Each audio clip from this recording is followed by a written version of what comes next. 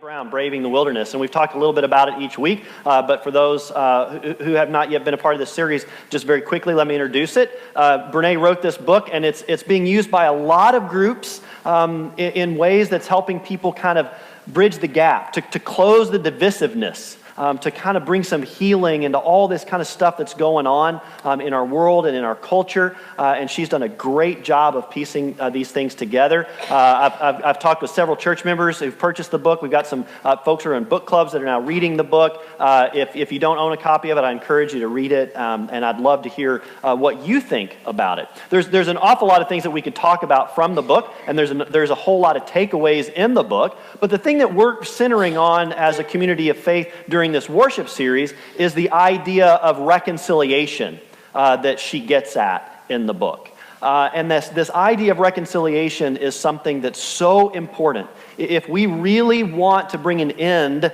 to kind of the division that we're experiencing, we've got to be a reconciling people. And this is who we are as Christians.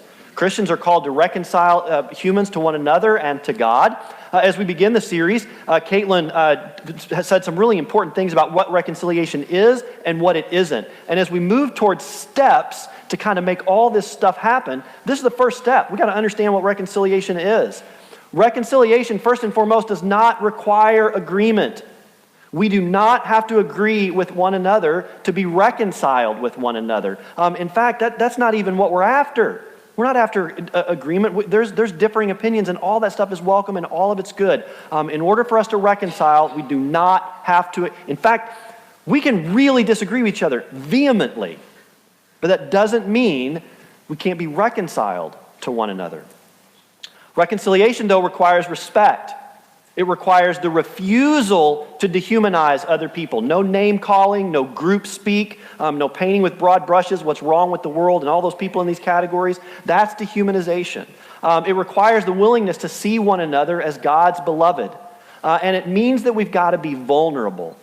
And in her sermon, Caitlin really modeled what it means to be vulnerable and what it looks like to be vulnerable to help us get to a place where we can fully understand and get to know one another. We've got to tell each other how we feel and what we believe without demanding conversion to how we think and how we act, and without dismissing each other's views as non-truth or invalid. This is really hard. This is super challenging, but we do need to come to that place where we can sit down and just have conversations with other people who disagree with us. I love to have conversation, but I can think of multiple times where I've been in conversation with someone and realized that it wasn't a conversation, it was meant to be a conversion. And if the whole purpose of the conversation is to get me to think exactly the way you think, then that's not going to reconcile us, and that's not going to be helpful. And so we've got to move beyond that to a place where we're really listening to each other, where we're hearing each other, and where we're not dismissing each other's views offhand as invalid or as a non-truth.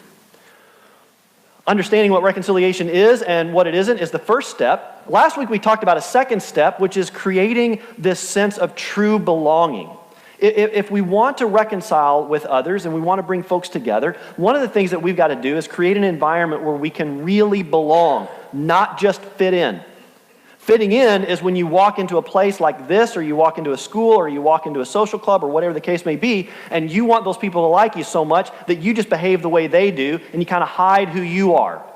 You're focused on fitting in, and you may even be afraid to be honest and vulnerable about who you are because they might shut you out.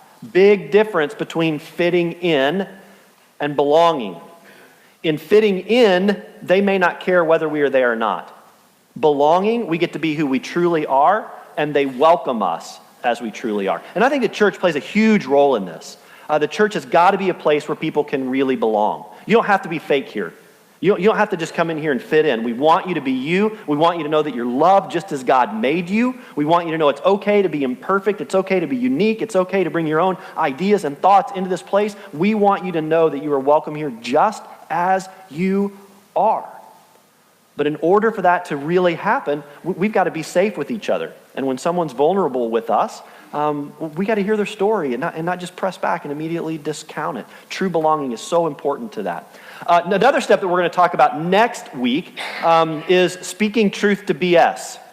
And I don't mean like the letters BS. You know what I mean, right? Yeah. That's what I mean. And next week, we're going to talk about what it looks like to speak truth to BS. Because some of what's happening in our world right now, there's some stuff going on out there, and there's some real BS artists. And they're doing some things, and they're saying some things, and they're sharing some things, and sometimes you and I join in the BS fun, right? Next week, what we're going to do is we're going to talk about how do we confront that, how do we talk about it, how do we end it, but how do we do so with civility, without being aggressive, but with grace. But we've got to shut those things down, okay? Because those things are really tearing us apart, and I bet you've witnessed it. What we're going to talk about today is something that really lies at the heart of who we are as a church, and it's something that we've talked about before. It's certainly something that's talked about in the Gospels of Jesus Christ, but I think the way Brene approaches it is really important, and so I want to add her voice to the conversation. What we're going to talk about today is the importance of building relationship with people who are different than we are. Going out and finding those people who don't look like us, love like us, believe like us, act like us, think like us, live like us, getting out of that bubble, that protective bubble that we often get into, and getting out there and being in relationship with people who are different from ourselves.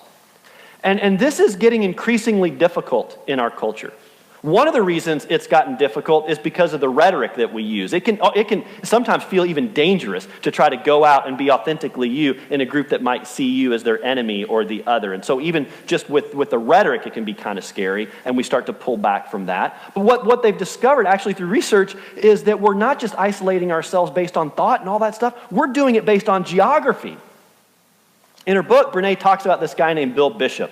And Bill Bishop does a lot of work talking about how people are sorting themselves into different groups, into different silos. And one of the data points that he brings up, which is really fascinating, is about how people have voted over the course of a couple of different elections. For example, in 1976, in the presidential election in 1976, I was 5. Just want to throw that out there. I was 5. So some of you are like, wow, he's really old. And some of you are like, wow, he's just a babe. Whichever. I was 5. In 1976, across the country in the presidential election, 25 counties, not congressional districts, 25 counties in the entire U.S. Went to one candidate or another by what would be considered a landslide. Only 25% of the counties in the country were won by either one of the presidential candidates by a landslide. In 2016, 80%. 80% of the counties across the country were won by what could be considered a landslide either for Trump or Clinton. So in 1976, it was 25% of the population who lived in counties that were decided by a landslide. In 2016, 80% of the counties were decided by a landslide. What that says to us is that we are no longer living near and around people who have ideological, political beliefs that are different from ours. We've isolated ourselves politically just by where we live. And when we look at our neighborhoods and we look at the populations that we've developed, it doesn't take long to see that that is in so many ways true. But it isn't just about where we call home. It's also, as I've already mentioned, about how we think and how we view the world. We've gotten to this place where we develop our ideas, we develop our thoughts, and then we get into these thought bubbles with people who agree with us. And I get that. Because it's a lot easier to be with people who agree with me when it comes to politics and life and how we approach things and faith and all those ideologies. It's easier to be with people who are like-minded than people who are differently minded. But if we continue to stay in those circles, we kind of create this feedback loop, right? Where everybody we talk to agrees with us and thinks like us, and then all the news shows that we watch, because we choose which aspect we want to hear and which angle we want to receive, and I get that because it's comforting. So we go out and we watch our selected news channels, we go to selected news sites, we read selected blogs, we pick up selective books, and what happens is we just get in this feedback loop where everything that we're reading is reaffirming what we think is good and right when it comes to living in this world and what we should believe and shouldn't believe. And anything that we hear outside of that, we just shut it down.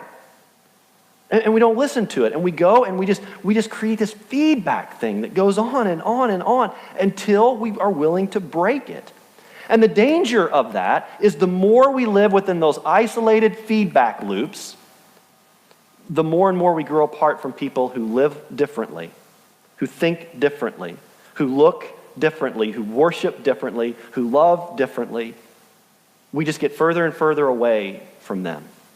And the further we are away from other people, the easier it is for us to turn them into an enemy, to speak about them in ways that dehumanize who they are, to call them names, to talk about, every Republican is this, or every Democrat is this. Every Muslim acts this way. Oh, gays and lesbians, that's the way they are. Uneducated people, those Northeasterners, those Yankees and those Southerners. We kind of do this thing. We start speaking in really broad categories as we approach other people. And when we do that, when we start that name calling and we start that group speak stuff, which I'm sure you've seen it and you've probably done it. I know that I have. I've got to confess that. That's the first step towards dehumanization. And it's a big deal. This is not a small thing. They've done some research that's shown that genocides, that almost every genocide or every mass kind of swing where things have gone really south for a certain group of people, it's begun with name calling. It's begun with the small stuff. It's begun with the delegitimization of someone. It's begun with critiquing how they live or how they work or how they believe or how they worship, all those things. And then they start to attach names to it. And once that happens, it gets real easy for us to see those people as less than us. I was watching this little piece. It's just a little news piece that was on PBS that was talking about the divisiveness in our country as regards to politics. And it showed this clip, which it got my attention so profoundly. It was Bob Dole, and it was at the Republican National Convention when Bob Dole accepted the candidacy for president. And he stood up, and as he was speaking, he said, "I want to be very clear. I believe that my ideas are far better for this country than are the ideas of my opponent." And then he stopped. And he said, and I want to be clear, Bill Clinton is my opponent. He is not my enemy. Think about how far we've come when it comes to how we speak in regards to politics and politicians. From when Bob Dole stood up in front of a group of people and said, he is my opponent, he is not my enemy. Once we begin to see it in ways that are beyond that and we begin to recognize each other as enemy, we've gone down a path that's really hard to reverse. And I know you're seeing it. And I'm seeing it too. And here's the thing, and I just want to be real clear about this. Two wrongs do not make a right here. We're seeing Republicans say, I know, but the Democrats do it too. And we're seeing Democrats say, I know, but the Republicans do it too. And you can broaden it to every political category there is. Two wrongs do not make a right. And when we see it, we got to stop it. Because it's the first step toward that slippery slope of dehumanization. We are not enemies just because we disagree with each other. That's not how this works. And if we go there, not just in regards to politics, but all this other stuff that gets us broken apart, we're going down a really, really dangerous path. And I'm confident it is not the path that God wants us to go down. That's not who God created us to be. So a woman named Verna Myers. Verna is an awesome thinker, speaker. She does this TED Talk. And in the TED Talk, she's actually talking about racial bias. And she's really targeting some of the racial bias that we have towards young black men in our society. But in the midst of that TED Talk on racial bias, there's a 2-minute segment that I want to share with you where she talks in a way that speaks to all this broader stuff that we're talking about this morning, and where she offers some really good insights on how we might be able to start breaking out of the patterns that we've set and get into a pattern that's more likely to lead to reconciliation. Let's listen to what Verna has to say.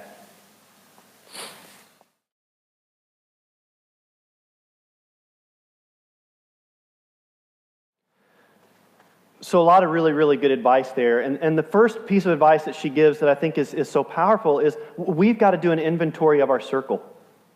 What would it look like for you if you did an inventory of your circle, the people that you work with, go to school with, spend your free time with, go to church with, live next door?